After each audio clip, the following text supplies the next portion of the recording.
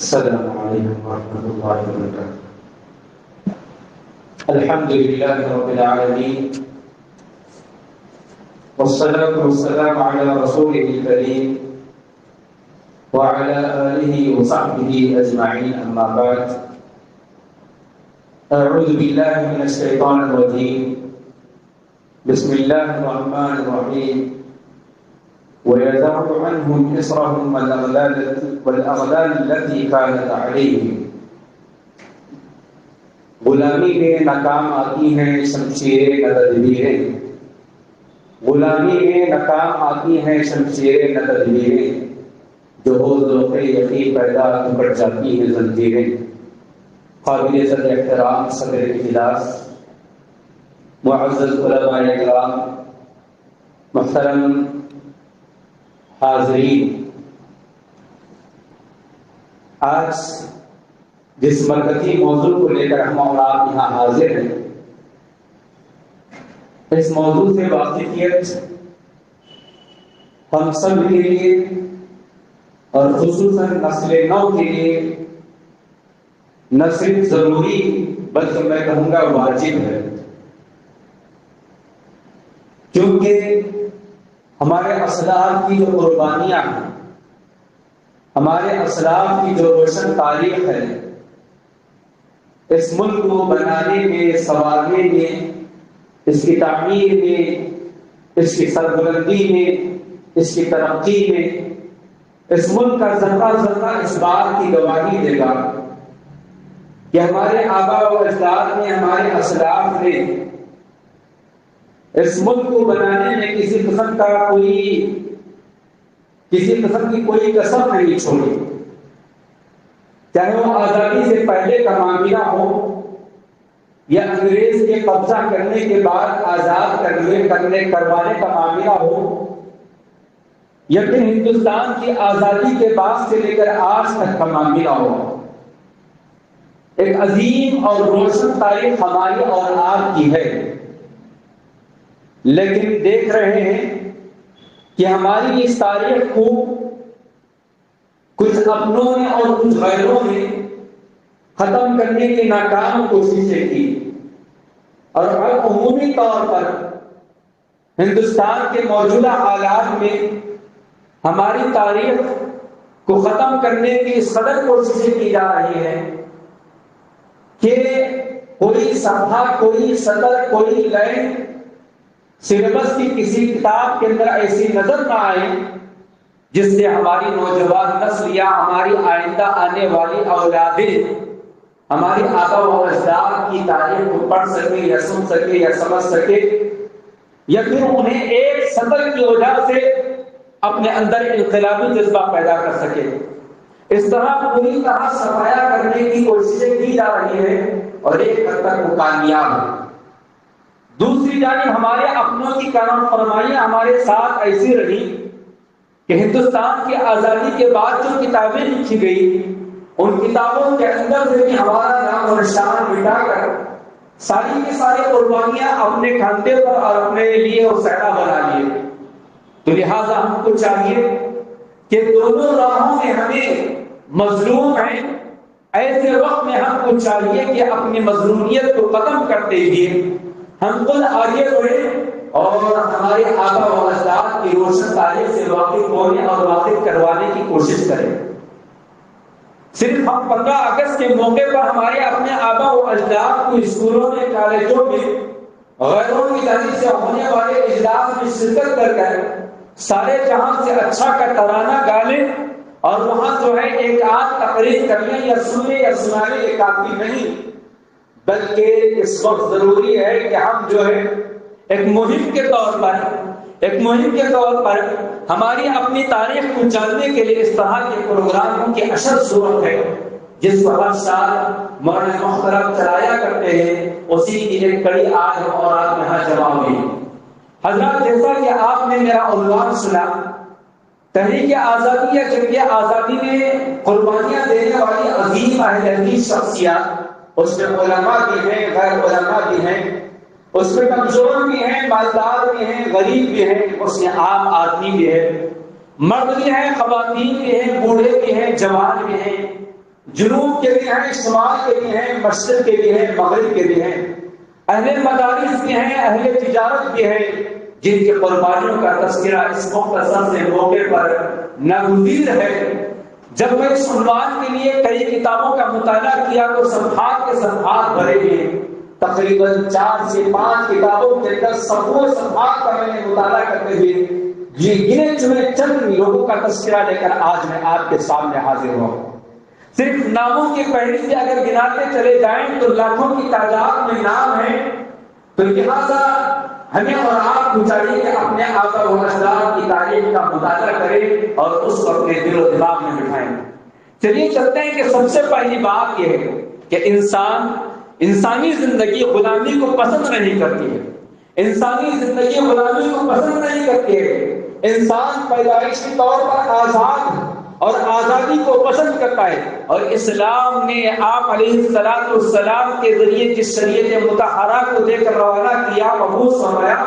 اس کا ایک اصول یہ بھی ہے کہ انسانوں کو غلامی کے زنجیروں سے آزاد کروایا جائے، اور نبی علیہ السلام نے انسانوں کی غلامی سے آزاد کروایا، انسانوں کو معبودان باطلہ کی پرستش کی غلامی سے آزاد کروایا۔ اسی کا نقشہ قرآن کریم کے سورہ اعراف کی آیت 157 کے اندر اللہ نے فرمایا وَيَذَرُ عَنْهُمْ إِصْرَهُمْ وَالْأَغْلَالَ الَّتِي كَانَتْ عَلَيْهِمْ، کہ نبی علیہ السلام نے جن کارناموں کو انجام دیا ان میں سے یہ کہ وہ غلامی کے زنجیروں سے انہیں آزاد کروایا،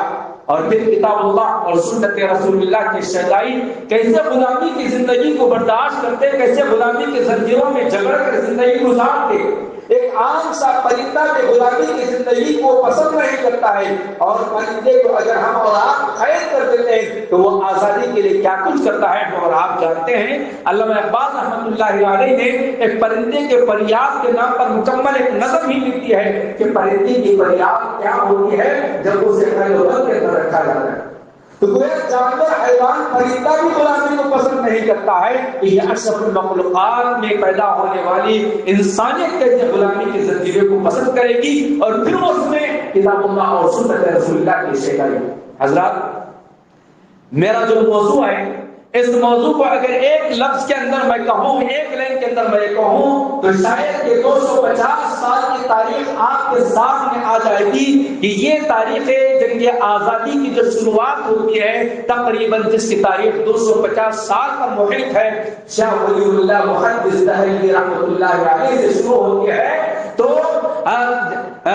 شاہ ولی اللہ محدث دہلوی سے شروع ہوتی ہے، اور استاد الاساتذہ شیخ الحدیث جامعہ دارالسلام مراد حضرت مولانا ظہیر الدین اثری رحمانی رحمۃ اللہ علیہ اور مفسر قرآن حضرت مولانا عبد القیوم رحمانی رحمۃ اللہ علیہ پر ختم ہوتی ہے۔ گویا شاہ ولی اللہ محدث دہلوی سے شروع ہو کر مولانا ظہیر الدین اثری رحمانی رحمۃ اللہ علیہ پر ختم ہوتی ہے۔ یہ آخری سپہ سالار تھا جو صرف چند سال پہلے وہ بھی 14 اگست کی شام جو ہے انتقال کر جاتا ہے، جبکہ جامعہ دارالسلام عمر آباد میں ہر 15 اگست کے موقع پر استاد محترم رحمۃ اللہ علیہ 15 اگست کا جھنڈا چڑھایا کرتے تھے، اور اسی طرح جنگ آزادی کا یہ آخری سپہ سالار جو ہے 14 اگست کو اپنی جان کو جان آفرین کے حوالے کر دیتا ہے۔ حضرات،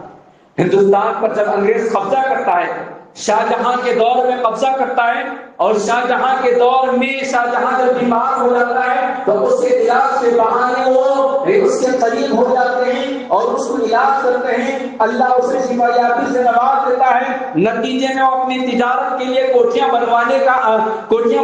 کی درخواست کرتے ہیں، اور شاہ جہاں انہیں اجازت دے دیتا ہے، رفتہ رفتہ وہ پورے ہندوستان پر قبضہ کر لیتے ہیں، اور پھر دیکھا جاتا ہے علماء اہل حدیث علماء وقت دیکھتے ہیں کہ یہ انگریز جو ہے رفتہ رفتہ ہم پر غلامی کی زنجیریں جکڑ رہا ہے، اور ہمیں اپنے ہمت کے اندر ہماری اپنی آزادی کو قتل کر رہا ہے، اور آپس میں مسلمانوں کو اور پھر آپس میں دوسری قوموں کو جو ہے لڑا جھگڑا کر وہ اپنا جھنڈا مضبوط کرنے کی ناکام کوشش کر رہا ہے۔ لہذا علماء اہل حدیث آگے بڑھتے ہیں۔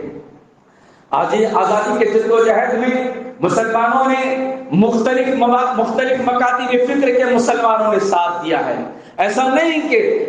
نہیں کہتے کہ ہم انسان کے ساتھ گفتگو کرتے ہیں، ہمارا انسان ہمیں اس بات کا تقاضا کرتا ہے علم کی امانت ہمیں اس بات کی طرف توجہ دلاتے ہیں کہ ہندوستان کی آزادی میں جہاں اہل حدیثوں نے بڑھ چڑھ کر حصہ لیا، وہیں پر دوسرے مکاتب فکر کے علماء اور عوام نے بھی حصہ لیا ہے، چاہے وہ مکتبے امام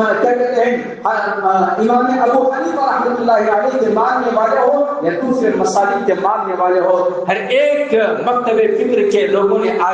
ہر ایک مکتب فکر کے لوگوں نے اس میدان کے اندر اپنا خون بہا ہے،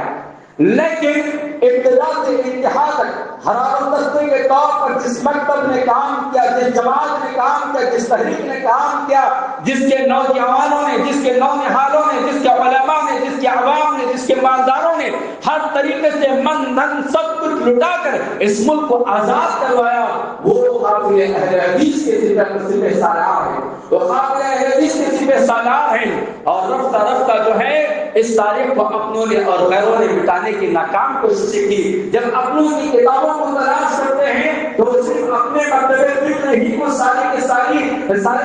سہرے پہناتے ہوئے نظر آتے ہیں اور ہمارے ساتھ ناانصافی اور ظلم و زیادتی کرتے ہوئے نظر آتے ہیں۔ اور دوسری جانب جیسا کہ میں نے کہا کہ موجودہ حکومت جو ہے ہماری تاریخ کو ختم کرنے کی ناکام کوششیں کر رہی ہے۔ تاریخ کی جو مظلوم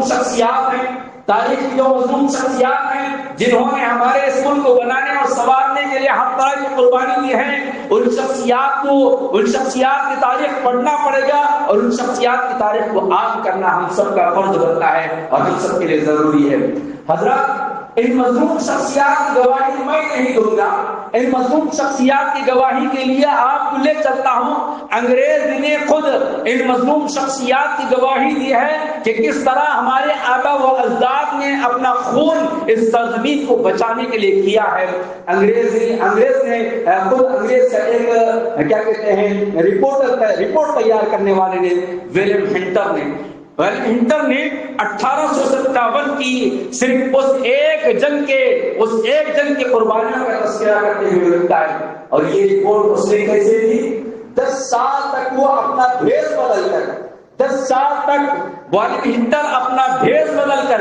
مسلمانوں کے درمیان گھومتا رہا اور ہر طریقے سے وہ جائزہ لیتا رہا، اور جائزہ لینے کے بعد اس نے ایک رپورٹ تیار کی۔ وہ رپورٹ کیا تھی؟ وہ رپورٹ یہ تھی کہ اس نے کہا کہ ہندوستان کی سرزمین میں ہم قبضہ نہیں کر سکتے ہیں اور ہمارے پیر وسائل نہیں جا سکتے ہیں، اس لیے کہ میں نے 10 سال کی رپورٹ کے بعد اس نتیجے پر پہنچا ہے کہ یہاں جب تک وہابی موومنٹ ہے اور یہاں جن کو وہابی کہا جاتا ہے، جو خالص کتاب اللہ اور سنت رسول اللہ کے پیروکار ہیں، ان کا بچہ جامع شہادت نوش کرنے کے جذبے سے سرشار ہے، اور جب تک ان کے درمیان یہ جذبہ ہے، یہ انقلاب ہے، ہم یہاں کامیاب نہیں ہو سکتے۔ یہ خود انگریز کی گواہی ہے کہ انگریز کہتا ہے 1857 کی صرف اس ایک دن کی جو جنگ ہوئی، دہلی پر جس وقت قبضہ کیا گیا، اس کی تفصیلات میں آگے آپ کو بتاؤں گا۔ اس کی رپورٹ تیار کرتے ہوئے اس نے کہا کہ یہ وہابی تحریک والے یعنی اہل حدیث جو ہیں، یہ جب تک اس سرزمین پر ہیں ہم کامیاب نہیں ہو سکتے۔ آئیے ایک اور گواہی میں آپ کو دیتا چلوں کہ ہمارے آبا و اجداد نے کیسی کیسی قربانیاں دی۔ ڈاکٹر تارا چند ایک مشہور مورخ ہے، اس نے کہا کہ ہندوستان کی آزادی کے اندر 1857 کے صرف اس ایک جنگ کے اندر، اس ایک حملے کے اندر صرف اہل حدیث کے 5 لاکھ نفوسوں نے قربانی دی۔ اللہ اکبر! صرف اس ایک جنگ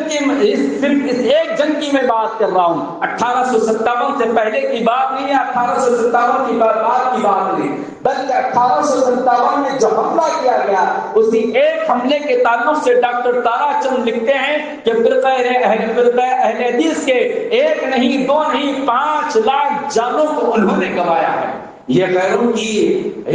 کی گواہیاں ہیں جس کو ہمیں اور آپ کو جو ہے قبول کرتے ہوئے ہمیں اپنے آبا و اجداد کی تاریخ کو جاننا پڑے گا۔ آخرکار انگریز کو جو ڈر تھا ہمارے اپنے علماء سے، ہمارے آبا و اجداد سے، اس کا تذکرہ مجھ سے بیشتر مقرر کی زبانی آپ نے 3 کتابوں کے تعلق سے سنا تو گویا انگریز نے اس بات کا اظہار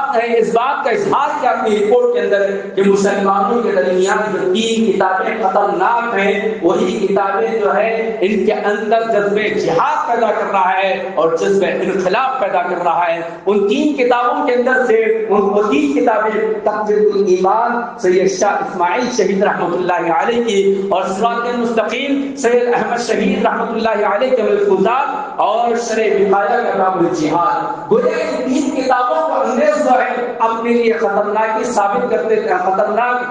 اپنے لیے خطرہ محسوس کرتے تھے, انگریز کی سازش 20ویں صدی کے آغاز میں اس نے کیا کیا, جب تک مسلمان متحدہ طور پر انگریز کا مقابلہ کر رہے تھے لیکن انگریز ہمیشہ اپنی پالیسی کو مقدم رکھتے ہوئے پھوٹ ڈالا اور حکومت کرو کا نظریہ وہ ہر جگہ اس نے اس بیج کو بویا اور ایسا ہی ہوا کہ 20ویں صدی تک اہل سنت والجماعت کے نام سے سارے کے سارے متحد ہو کر کام کیا کرتے تھے. لیکن انگریز نے ایک چال چلتے ہوئے وہابیوں کے خلاف اور اہل حدیثوں کے خلاف ایک بیج بویا اور ہمارے دوسرے مکتب فکر کے علماء کو اور عوام کو اسکایا اور کہا کہ دیکھو ان کے خلاف ایسی کتابیں لکھنا چاہیے. تو اس موقع پر ایک کتاب لکھوا کر شائع کی گئی, الجامع الشواہد لاخراج الوہابیین عن المساجد. یہ مساجد سے وہابیوں کا نکالا جانا, اہل حدیثوں کا مساجد سے نکالا جانا یہ آپ کی کوئی نئی بات نہیں ہے بلکہ اس دور سے یہ معاملہ چلا آ رہا ہے اور انگریز نے اس ہتھیار کو اٹھایا اور ہمارے درمیان امت کے اندر پھوٹ ڈلوا دیا اور ہمارے خلاف نفرت کی بیج اس نے بویا اور اس کتاب کو عام کروایا, الجامع الشواہد لاخراج الوہابیین عن المساجد, یعنی وہابیوں کو مساجد سے نکالنے کے تعلق سے.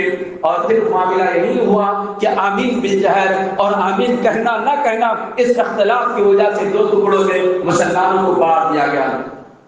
ان 2-4 شہادتوں کے بعد علماء اور عوام کی قربانیاں اس ملک کی آزادی کے لیے کیسے ہیں, میں چند مثالیں آپ کو دیتا ہوں. ہندوستان کی آزادی کے لیے مختلف تحریکات بنائی گئی اور تحریکات کا مستقل ایک عنوان آپ کے سامنے انشاءاللہ پیش کیا جائے گا, چاہے وہ تحریک آزادی ہو, تحریک خلافت ہو, تحریک مجاہدین ہو, تحریک شہیدین ہو یا تحریک احرار ہو یا جمعیت علماء اسلام ہو یا جمعیت علماء ہند ہو یا ریشمی رومان ہو. جتنی تحریکیں جنم لی گئی ہیں ہر تحریک کے اندر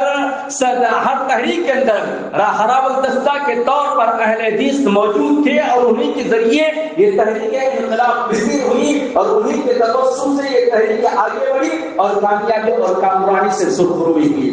ہمارا خود ہر تحریک کے ساتھ شامل حال رہا ہے اور ہر طریقے سے جو ہے ہم آگے رہے ہیں. شاہ ولی اللہ جیسا کہ ابتدائی میں نے کہہ دیا,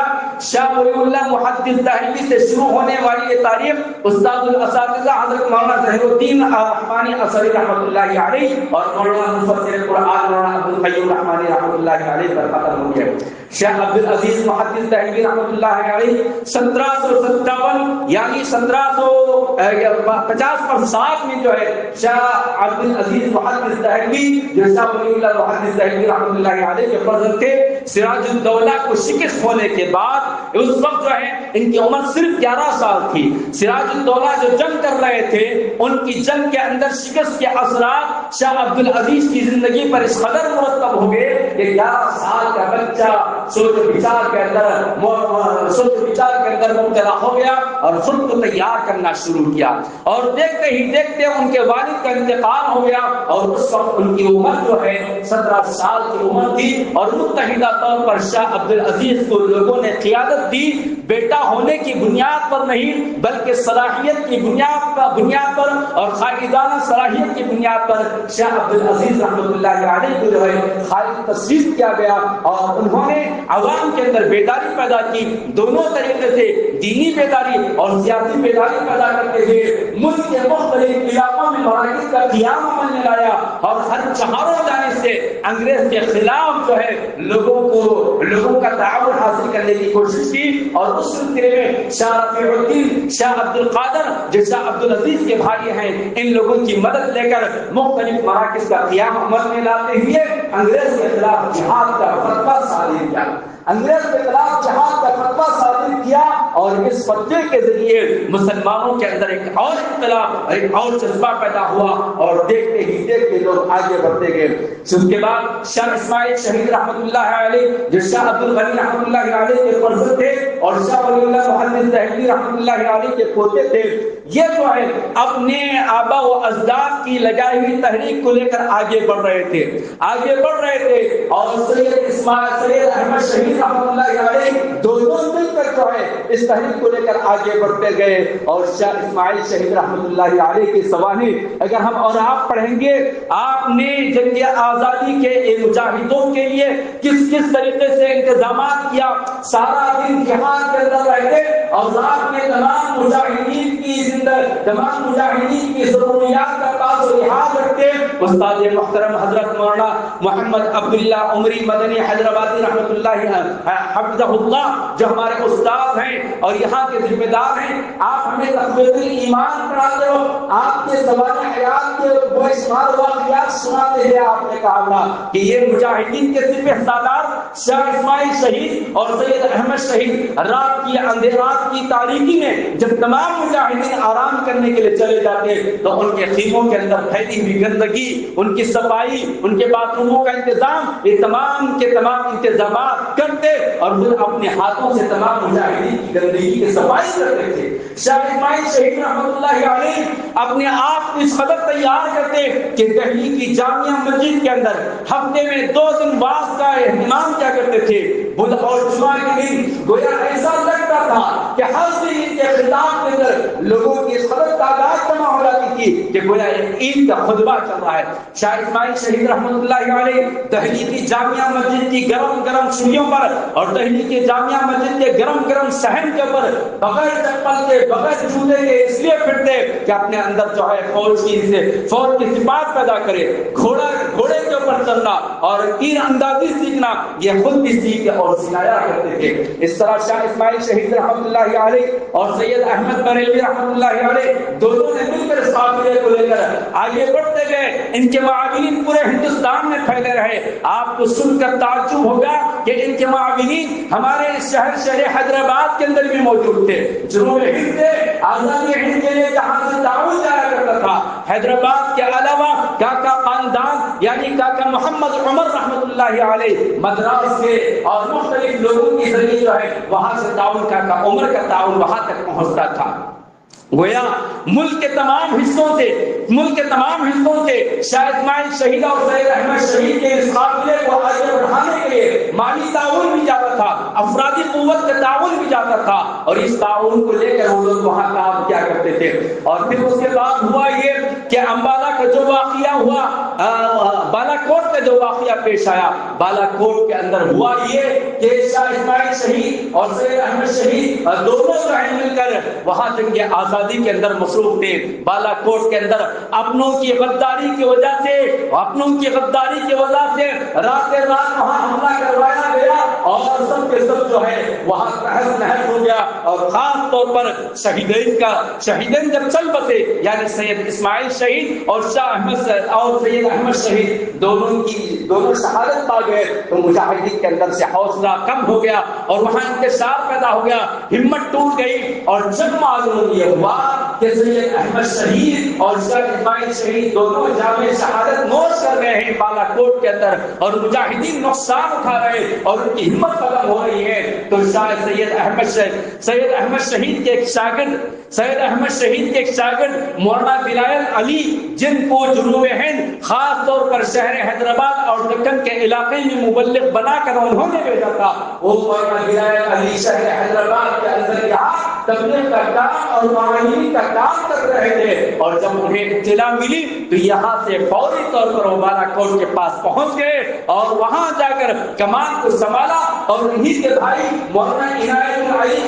عنایت علی جو ہے جو صادق پور کے ہیں، خاندان صادق پور، مستقل ایک عنوان آپ کے سامنے آئے گا، علماء صادق پور کے تذکرے میں آپ کو بتاؤں گا مولانا ولایت علی اور مولانا عنایت علی، یہ دونوں مولانا عنایت علی کو بنگال میں رکھا گیا تھا، مبلغ کی حیثیت سے دونوں بھائی آتے ہیں اور پھر سے فوج تیار کرتے ہیں، پھر سے ہر طرح کی قربانیاں دیتے ہیں۔ آپ چلیے سنتے چلیں، مولانا ولایت علی کا نام آیا ہے تو آپ کو سناتا چلوں۔ مولانا ولایت علی خاندان صادق پور یعنی صادق پور، آج جس کو ہم پٹنہ کہتے ہیں، وہاں کے ایک علاقے کا نام صادق پور، عظیم آباد بھی ہے، مختلف نام ہے، صادق پور خاص طور پر اس کا نام ہے۔ وہاں کے یہ پیدائشی تھے، بڑے مالدار گھرانے کے آدمی تھے۔ جب یہاں سے مولانا ولایت علی چلے گئے اور ان کے والد گرامی کو اطلاع ملی کہ ولایت علی جو ہے بریلوی پہنچے ہوئے ہیں، تو اپنے غلام کے ذریعے انہوں نے 400 روپے ولایت علی کے اخراجات کے لیے بھیجا، اور جب غلام وہاں پہنچتا ہے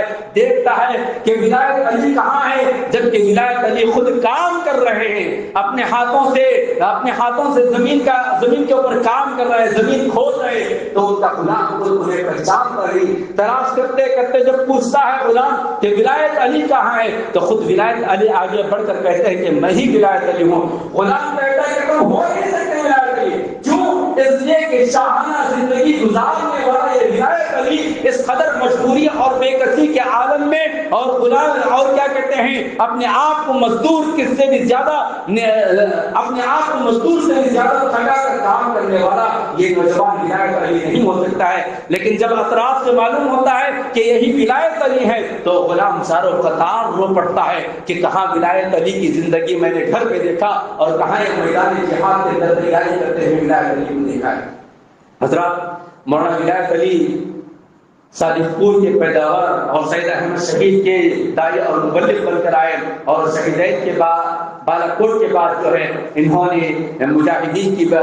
اس وقت تک شاہ اسماعیل شہید اور سید احمد شہید کے شہادت سے پہلے تک جس تحریک کا نام تحریک مجاہدین تھا، اور بعد میں یہاں سے تحریک شہیدین کے نام سے یہ موسوم کی جاتی ہے، اور پھر انہوں نے ایسی ایسی قربانیاں دی کہ رفتہ رفتہ 1852 میں یعنی 1850 پر 2 میں مولانا ولایت علی انتقال کر گئے، اور پھر مولانا عنایت علی جو ان کے بھائی تھے انہوں نے اسی طرح جو ہے کام کرتے کرتے، اور ایک وقت ایسا بھی آ گیا کہ ان کے لیے کسی قسم کا کوئی تعاون نہیں تھا، انگریز ان تک پہنچنے والے ہر مالی تعاون پر قبضہ کر لیتی تھی، جو بھی مالی تعاون لے کر کہیں سے نکلتا مجاہدین تک پہنچانے کے لیے تو انگریز کے جاسوس، جہاں جاسوسوں میں کچھ اپنے اور کچھ دوسرے تھے، وہ حملہ کرتے اور اس تعاون کو روک لیتے۔ نتیجے میں مولانا عنایت علی مقروض ہو گئے اور قرضہ لے کر جو ہے مجاہدین کی کفالت کیا کرتے تھے۔ آخرکار انہیں زہر دیا گیا تھا، اور اسی زہر کی بیماری میں وہ رفتہ رفتہ 1858 میں فاقہ کشی کی حالت میں کئی دن کی بھوک اور پیاس کو برداشت کرتے ہوئے صحابہ کی اس تاریخ کو انہوں نے یاد کیا جب صحابہ کرام اور نبی علیہ السلام کو شیخ ابی طالب میں بس کیا گیا تھا، تو ہم نے سنا اور پڑھا ہے کہ صحابہ کرام بھوک کو برداشت نہ کر کے پتے کھا کر زندگی گزارا کرتے تھے۔ اس دور سے مولانا عنایت علی گزرے ہیں، مولانا عنایت علی اس دور سے گزرتے ہوئے پتے وغیرہ کھا کر فاقہ کشی کی زندگی گزارتے ہوئے آخرکار وہ 1858 کے اندر وہ بھی انتقال کر جاتے ہیں۔ لہذا پھر اس کے بعد جو ہے مختلف نام ہے، لیکن وقت اس بات کی اجازت نہیں دیتا کہ میں آپ کے سامنے اور طویل گفتگو کروں، لیکن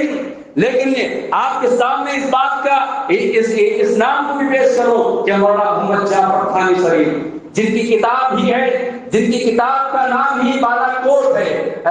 جن کی کتاب کا نام ہی کالا پانی ہے۔ کالا پانی انہوں نے کتاب لکھی۔ یہ کالا پانی کیا ہے؟ مولانا جعفر تھانوی شریف رحمۃ اللہ علیہ کا گھر جو تھا، اس گھر کے اندر مجاہدین کو تیار کرنا، مشورے کرنا اور وہاں سے بھیجنا۔ معلوم یہ ہو گیا کہ کسی جاسوس نے انگریز کو لگا دیا کہ جعفر کے گھر میں فلاں لوگ ہیں، لہذا گھر کے اوپر رات حملہ کرتے ہوئے پولیس نے دیکھا کہ جعفر رحمت اللہ علیہ کے گھر کے اندر لوگ ہیں، تو 3 بنگالیوں کے ساتھ ان کو جو ہے پکڑنا چاہا، لیکن وارث کافی نہیں تھی، اس لیے اس نے نہیں پکڑا۔ دوسرے دن علی گڑھ کے اندر جو ہے انہیں پکڑ کر قید کی سزا سنائی گئی اور عدالت میں پیش کیا گیا تو وقت کا جج نے جو کہا تاریخ نے اس کے الفاظ کو نقل کیا۔ مولانا جعفر تھانی صاحب رحمۃ اللہ علیہ کے بارے میں وقت کا جج عدالت میں کورٹ کے اندر یہ کہتا ہے کہ جعفر جو ہے، مولوی جعفر جو ہے وہ ایک بڑے ذہین انسان ہے، تم بڑے فطین ہو، تم بڑے چالاک ہو، تم بہت بااخلاق بھی ہو اور عقل مند ہو، لیکن تمہاری پوری عقل مندی، تمہاری پوری ذہانت ہمارے خلاف ہے، لہٰذا میں چاہتا ہوں مجھے اس وقت خوشی ہوگی جب تم کو پھانسی دی جائے اور میں تمہیں مرتا ہوا دیکھوں تو مجھے خوشی ہوگی۔ لیکن اسی عدالت کے اندر مولانا جعفر ثانی سر رحمۃ اللہ علیہ نے کیا جواب دیا؟ انہوں نے جواب دیا کہ جان دینا اور جان لینا یہ اللہ کا کام ہے، ہو سکتا ہے کہ مجھ سے پہلے تو چلا جائے گا یا تجھ سے پہلے میں چلا جاؤں گا۔ اور ہوا ایسا ہی کہ چند ہی دنوں کے اندر جج کی موت ہو گئی، لیکن مولانا جعفر ثانی رحمۃ اللہ علیہ وہ زندہ رہے اور انہیں جو ہے کالے پانی کی سزا دی گئی اور وہاں بھیج دیا گیا، اور وہ وہاں رہ کر جو ہے ایک لمبی زندگی وہ گزارے اور گزارتے ہوئے 1864 یعنی 1864 کو پھانسی کی سزا جو ان کو دی گئی تھی وہ منسوخ کر دی گئی اور کہا گیا کہ تم کو جو ہے ہمیشہ کے لیے اسی کالے پانی کی زندگی میں سزا کے طور پر رہنا ہے۔ 1881 کے اندر انہیں پھر آزادی دی گئی اور 1883 کے اندر وہ انتقال کر گئے۔ 1883 کے اندر وہ انتقال کر گئے۔ صوفی عبداللہ اور مولانا فضل الہی وزیر آبادی، صوفی عبداللہ مولانا فضل الہی وزیر آبادی تحریک ریشمی رومال کا صحرا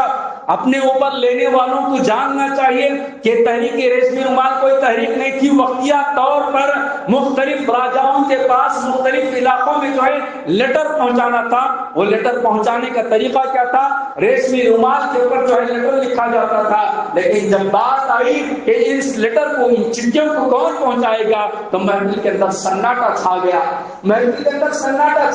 اس وقت بھی قربانی دینے والا کوئی تھا تو وہ اہل حدیث گھرانے سے تعلق رکھنے والا اہل حدیث ہی تھے۔ مولانا فضل الہی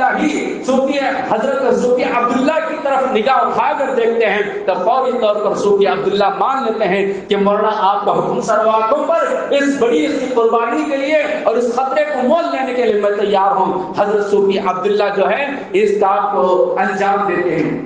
1857 اسی نام سے ایک کتاب ہے، 1857 اسی نام سے تقریباً 1000 صفحات کے قریب ایک موٹی کتاب ہے، اور اس کے علاوہ بھی بہت ساری کتابیں 1857 اور 1857 کی جنگ کو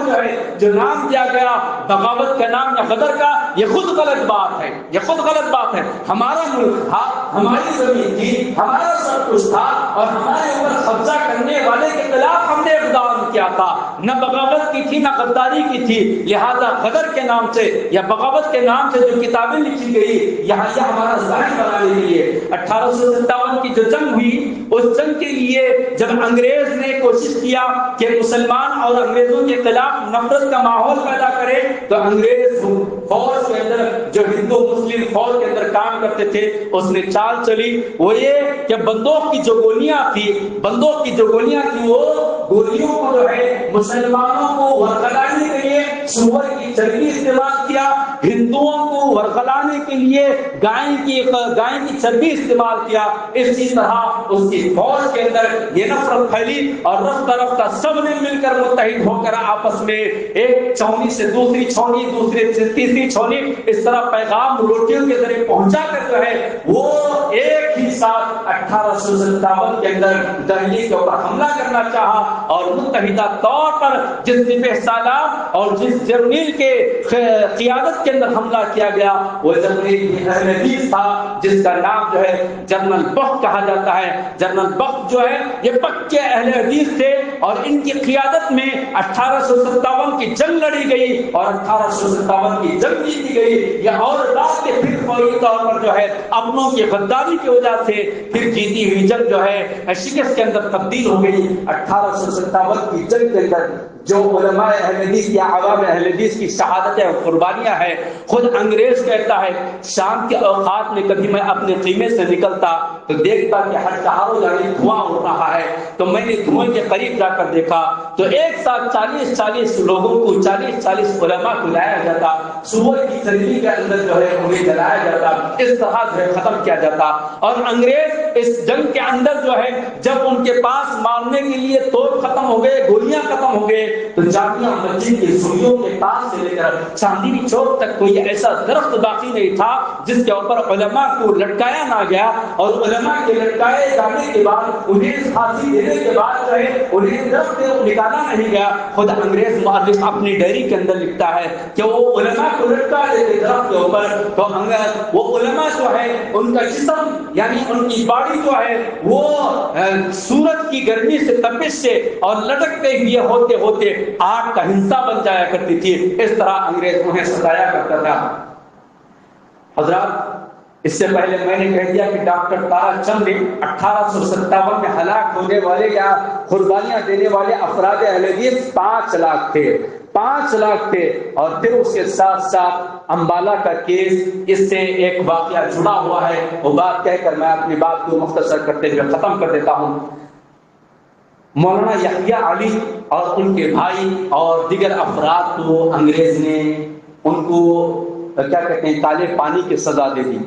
اور ان کو جو ہے جیل و بند کی سزائیں سنائی۔ مولانا یحییٰ علی کو سزا کے چند سال کے بعد کورٹ سے فیصلہ آیا کہ کل صبح انہیں پھانسی دی جانے والی ہے،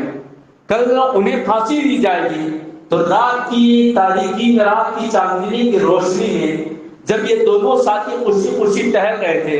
تو جیلر آیا، دیکھا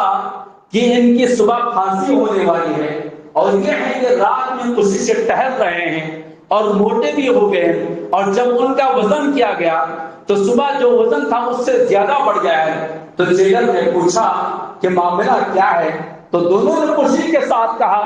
کہ ہم صبح میں پھانسی پر جو تم دینے والے ہو وہ شہادت کا درجہ ہم پانے والے ہیں، اور شہادت کا کیا مزہ ہوتا ہے اور شہید کا کیا مقام ہوتا ہے تم کیا جانو۔ ہم جامع شہادت نوش کرنے کی خوشی میں جو ہے ساری رات جاگ رہے ہیں، اور ہم موٹے بھی ہو گئے اور خوشی سے کھلے نہیں سما رہے ہیں۔ انگریز کو ان کی بات پسند نہیں آئی، انگریز کو ان کی خوشی پسند نہیں آئی۔ اس نے کہا کہ اچھا، تو پھر پھانسی کا آرڈر کینسل کروایا اور زوال قید کی سزا سنائی، عمر قید کی سزا سنائی۔ البتہ انگریز نے مولانا یحییٰ علی رحمۃ اللہ علیہ کی داڑھی کو کاٹ دیا، مولانا یحییٰ علی رحمۃ اللہ علیہ کی داڑھی کو کاٹ دیا۔ مولانا یحییٰ علی داڑھی کے بالوں کو اپنے ہاتھ میں لیا اور زار و خطاب روتے ہوئے کہا، اے میری داڑھی کے بالوں، تم کس قدر خوش نصیب ہو کہ اللہ نے تمہاری قربانی قبول کر لی اور میری قربانی قبول نہیں کی۔ جامع شہادت تم نے نوش کیا اور مجھ سے پہلے تم شہادت کا درجہ حاصل کر رہے ہو۔ مولانا یحییٰ علی رحمۃ اللہ علیہ اپنی داڑھی کے بالوں کو پکڑ کر زار و خطاب روتے ہوئے انہوں نے کہا، حضرات، ایک نام لیے بغیر ہندوستان کی آزادی کا نقشہ ختم نہیں ہوتا یا ہندوستان کی تاریخ مکمل نہیں ہوتی ہے، وہ ہے امام الہند مفسر قرآن مولانا ابوالکلام آزاد رحمۃ اللہ علیہ۔ مولانا ابوالکلام آزاد رحمۃ اللہ علیہ جو بچپن ہی سے انگریز کی تمام سرگزشتوں سے واقف تھے اور سارے چہاروں جانب ہندوستان کے ماحول سے واقف تھے، وہ تحریک کے ذریعے، تقریر کے ذریعے اپنے دل و دماغ کا استعمال کرتے ہوئے مسلمانوں کی مسلمانوں کو قابل غفلت سے بیدار کرنے کی کوشش کرتے رہے۔ کبھی الہلال کے ذریعے، کبھی البلاغ کے ذریعے، کبھی لسان الصدق کے ذریعے، کبھی ثقافت الجمعیہ کے نام، مختلف ناموں سے وہ مجلے نکالتے گئے اور تقریر اور تحریر کے ذریعے مولانا ابوالکلام آزاد رحمۃ اللہ علیہ ہندوستان کی آزادی ملنے کی آخری تاریخ تک اور آخری لمحے تک میدان کارزار کے اندر لگاتار لگے رہے، اور مولانا ابوالکلام آزاد رحمۃ اللہ علیہ کی زندگی کا ایک بڑا حصہ قید و بند کی جیل و قید و بند کی سزاؤں میں گزرا۔ ایک جیل سے نکلے، نہ کہ ایک جیل سے نکلے تو دوسرے جیل، اور دوسرے سے نکلے تو تیسرے، ایک سزا سے بری ہوئے تو تیسری سزا، دوسری سزا، اس طرح بچپن میں ان کے میگزینوں کو بند کرنے کا سلسلہ چلا، تو جوانی اور ادھیڑ عمر میں وہ قید و بند کی سزاؤں سے گزرتے رہے، اور مولانا ابوالکلام آزاد اپنی پوری قوم کو، پورے ہندوستانی کو جگاتے رہے۔ کبھی تصویریں کے الفاظ آپ کو اٹھا کر پڑھ لیجیے کہ مولانا آزاد رحمۃ اللہ علیہ نے ہندوستان کی مردہ قوم کو جگانے کے لیے کیسے کیسے الفاظ استعمال کیے. یہاں ایک چیز میں آپ کو سنا دیتا ہوں. مولانا ابوالکلام آزاد رحمۃ اللہ علیہ ایک جگہ لکھتے ہیں تغافل و تکاسل کا حجاب اتار پھینکو. تغافل و تکاسل کا حجاب اتار پھینکو. وقت کا تقاضا تمہیں مجبور کرتا ہے کہ پیش رو مجاہدین کی تحریک کو اپناؤ, کیونکہ قوموں کی تاریخ میں ایک ایسا وقت بھی آتا ہے کہ زندہ رہنا مشکل بن جاتا ہے اور غلامی کی زندگی سے بہترین اور کیا ہو سکتی ہے. اس طرح مولانا ابوالکلام آزاد رحمۃ اللہ علیہ اپنی قوم کو زندہ کرتے اور اپنی قوم کو جگاتے اور آخرکار ہندوستان کو انہوں نے آزاد کروایا. اگر میں صرف ناموں کی فہرست بھی گناؤں تو لاکھوں کے نام ہیں, اور ان میں سے صرف دو چند نام میں آپ کے حوالے کر کر اپنی بات کو ختم کر رہا ہوں. امیر المجاہدین عبداللہ, امیر المجاہدین سید نعمت اللہ, علماء صادق پور, پورا علماء پورا گاؤں جو ہے علماء صادق پور کی قربانیاں ہیں. اور عید کے موقع پر, بقرعید کے عید کے موقع پر, عید کی نماز کے ٹائم پر جو ہے انگریز آتا ہے اور علماء صادق پور کے خاندان, علماء صادق پور کی جائیداد اور گھروں کو جو ہے بلڈوزر سے ختم کیا جاتا ہے. آج کل جو بلڈوزر کا یہ جو رواج چل پڑا ہے شمال ہند کے اندر, یہ آج کی کوئی نئی بات نہیں, یہ انگریز ہی کے دین ہے جس کو یہ لوگ اپنا رہے ہیں. عید کے موقع پر ان تمام علماء صادق پور کی جائیدادوں کو, ان کے گھروں کو بلڈوزر کے ذریعے ختم کر دیا گیا. مولانا محمد داؤد غزنوی, مولانا اکرام خان, صوفی نور محمد, مولوی محمد ابراہیم منڈل, مولوی امام الدین بنگال, مولوی لیاقت علی, مولانا عبدالجلیل شہید, مولانا عبداللہ ولی اللہ عظیم آبادی, شاہ محمد حسین, میر مقصود غازی رحمۃ اللہ, قاضی محمد میاں, شیخ الکل فی الکل میاں نذیر حسین, محدث دہلوی, جن کے تذکرے کے بغیر ہندوستان کے علماء حدیث کی قربانیاں یا ہندوستان کے اندر علم حدیث کی تاریخ مکمل نہیں ہو سکتی. آپ نے مدارس کی قربانیاں سنا, انہی مدارس کے جو بانیان تھے عبد الرحمان اور عطاء الرحمان, جو جامعہ رحمانیہ کے بانی تھے, جن کا ایک عالم, جن کا ایک فارغ پورے ہندوستان پر جو ہے وہ اس قدر چھا گیا کہ آج تک ہمارے کانوں کے اندر رحمانی کے لفظ سے کوئی نام آ جاتا ہے تو گویا ایک چپا ان کے نام سے گونج اٹھتا ہے اور ان کی تاریخ بن جاتی ہے. ہمارے حصہ آندھرا پردیش, جو متحدہ آندھرا پردیش کے جو سب سے پہلے صوبائی آندھرا پردیش کے امیر بنے مولانا عبدالعزیز رحمانی کرمولی رحمۃ اللہ علیہ, جنوب ہند کے اندر کہیں بھی چلے جائیں اور اہل حدیث کا تذکرہ یا کرموں کا نام لے لیں تو خود بخود مولانا عبدالعزیز رحمانی رحمۃ اللہ علیہ کا نام لیا جاتا ہے. گویا ایک رحمانی جو ہے ایک ملک کے ایک بڑے حصے کے اوپر وہ ایسا چھا گئے کہ وہ خود اپنی جگہ ایک مدرسہ نہیں بلکہ یونیورسٹی کا کام انہوں نے انجام دیا. ڈاکٹر سید فرید دربھنگا, یہ ڈاکٹر سید فرید کون ہے؟ جامعہ احمدیہ سلفیہ دربھنگا کے بانیوں میں ان کا شمار ہوتا ہے. ڈاکٹر محمد عمر رحمۃ اللہ علیہ, یہ چند نام ہیں جن کا میں نے آپ کے سامنے تذکرہ کیا, ورنہ اور بھی بہت سارے نام ہیں اور لمبی فہرست ہے. مولانا رفیع اللہ تیمی حفظہ اللہ اس عنوان پر پی ایچ ڈی کا انہوں نے مقالہ لکھا ہے, تحریک اہل حدیث کی آزادی ہند میں قربانیاں. اس کے اندر علماء اہل حدیث اور عوام کے ناموں کی لمبی فہرست ہے. اور اسی طرح تحریک اہل حدیث کے اندر تاریخ کے آئینے میں اس کے اندر بھی کئی سو صفحات اس کے اندر مشتمل ہیں. اور پھر 1857 کے نام سے اور مولانا ابوالکلام آزاد رحمۃ اللہ علیہ کی کتابیں خود ان کی زبانی, مولانا آزاد کی کہانی خود ان کی زبانی اور مختلف جو کتابیں ہیں. اور اسی طرح مولانا ڈاکٹر قیام الدین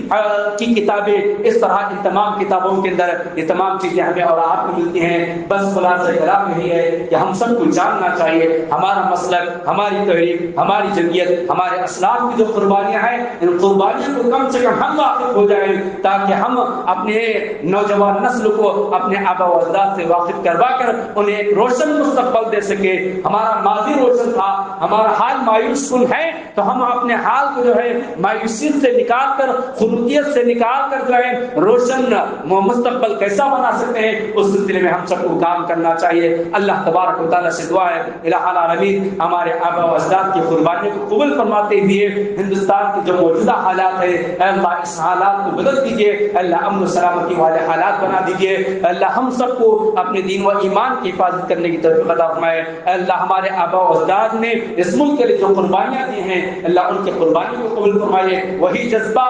وہی انقلاب ہمارے دلوں کے اندر پیدا کرنے کی ہمیں توفیق عطا فرمائے. فرمائے. آمین. بارک اللہ لنا ولکم فی القرآن العظیم ونفعنا وإیاکم بالآیات والذکر الحکیم انہ تعالی جواد علیکم رؤوف رحیم. آخر میں ذمہ داران کا شکریہ ادا کرتا ہوں کہ آپ نے مجھے اس لائق سمجھا کہ آپ کے درمیان آؤں اور اپنے موضوع پر خطاب کروں. مجھے اس بات کا مکمل اعتراف ہے اور اعتراف کرتے ہوئے جھجک نہیں کہ میں نے اپنے موضوع کا حق کما حق ادا نہیں کر سکا ہے. اللہ تبارک و تعالیٰ مجھے مزید محنت کی توفیق دے.